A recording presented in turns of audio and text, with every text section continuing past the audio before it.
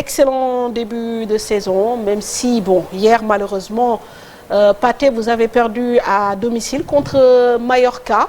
Alors, donc, 2-0. Donc, on vous dit bonsoir et on vous demande peut-être qu'est-ce qui n'a pas marché hier.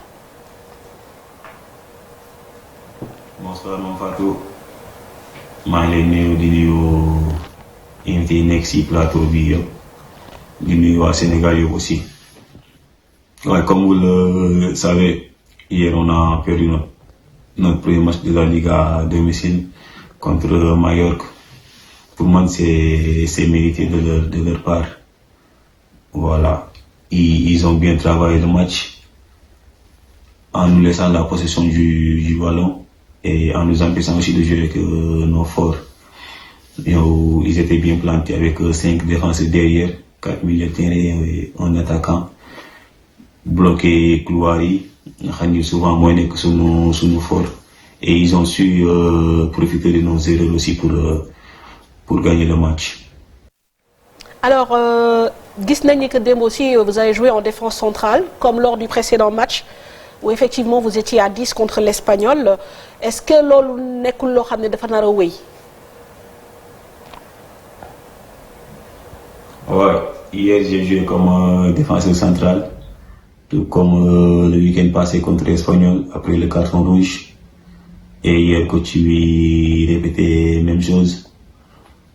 Ouais, pour vous rassurer, ça va pas durer parce que voilà, je suis pas un défenseur central. Bien vrai que maintenant que je joue, mais c'est pas mon poste. Après voilà, je pense que c'était am lu mu si doon xool moo taxoon mu jouer le défenseur central. Et voilà, comme vous, j'espère bien retrouver ma place au milieu du terrain le match prochain. Alors, Pathé Ciss, vous êtes milieu de terrain, wax nga ko léegi, récupérateur, 28 ans. C'est votre deuxième saison avec le Rayo Vallecano, promu l'année dernière. Pour vous, qu'est-ce qui fait le charme de la Liga? Ouais, je joue comme milieu défensif devant la défense.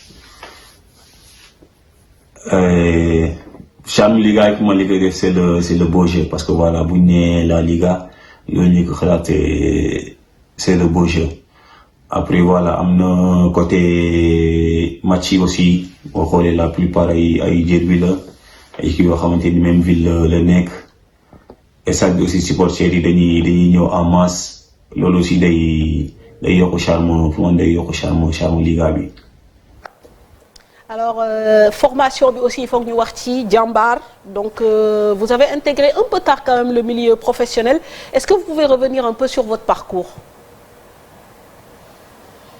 Ouais, je suis sorti un peu tard de Jambar pour venir en Europe. Après voilà, pour moi loolu c'était sama heure moo jotul woon. Je suis sorti de là-bas à l'âge de 23 ans, signé mon premier contrat au Portugal. Avant loolu j'étais demoon naa Croatie Dinamo Zagreb def foofu ay essais. Le club il voulait me faire signer mais après négociation yi kiiwul woon ma delluwaat Jambar continuer ka ci entraînement yi ba en 2017 ma signé sama premier contrat fële Portugal Madeira ma def foofu une saison. Après ñu prêté ma beneen club aussi foofu noonu Portugal deuxième division ma def foofu aussi une année boobu ñu yéeg ma jël meilleur joueur bokk aussi meilleur 11 yi. Après par la suite na bi toog ci laa ñëw fii nii Espagne Fuenlabrada ma ñëw début bi c'était pas facile que dama ñëw fekk championnat bi commencé 6 journées coach bi am benn 11 hommes de confiance man j'étais obligé ma liggéey bu baax pour am sama place ci 11 bi. Après voilà ak liggéey bi borom bi aussi jàppale ma ci loolu ma réussir ko def fa benn année et demie après signé Rayo Vallecano. Très bien. Alors, dans votre jeu, on l'a remarqué, hein, on vous sent très à l'aise sur le jeu long, très bonne relance aussi, très bon dans les duels. Est-ce que mën nañu yaakaar ni c'est un gros atout aujourd'hui pour taper à la porte de l'équipe nationale du Sénégal? Oui, loolu voilà pour man dafa nekk loo xamante ni depuis ndaw la ci man sama papa def ko si man si école football am après ma dem jàmbaar foofu ñu gën ko yokk si man voilà après looy gën di dem aussi ñu gën a en maturité da ngay gën a nekk à l'aise si côté boobu noonu yëpp en plus voilà football moo nekk loo xamante ni loolu pour man mooy base bi boo contrôle passe savoir bien se positionner di jël information loolu pour man boo ko amee rek après tu as tout pour être bon après voilà comme ni nga ko waxee au milieu terrain yooyu da nga soxla yooyu noonu yëpp nekkul physique bi kese affaire yooyu noonu da nga soxla être bon techniquement parce que position bi ngay jouer daanaka match yëpp foofu lañ koy gagner sa milieu bu dominer match bi rek après tu as plus de chance nga gagner match bi après foofu noonu voilà physiquement foog nga être prêt être bon techniquement concentré à 100%. Jouer simple après di jël information côté terrain yëpp après voilà pour l'équipe nationale pour man su jotee rek yomb incha allah.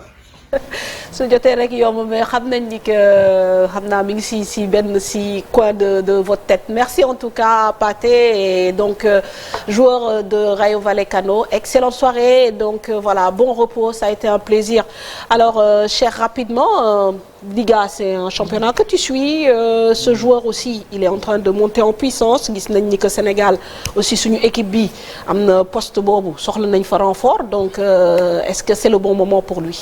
Non, c'est le bon moment, surtout que là, on a affaire à un joueur qui joue. Il est compétitif et on a tous en mémoire de son match contre le Barça lors de la première journée où on l'a senti très motivé ce jour-là, malgré la pression. Il était tout le temps bien placé, un excellent match. Et je pense que ce match-là, le coach l'a regardé.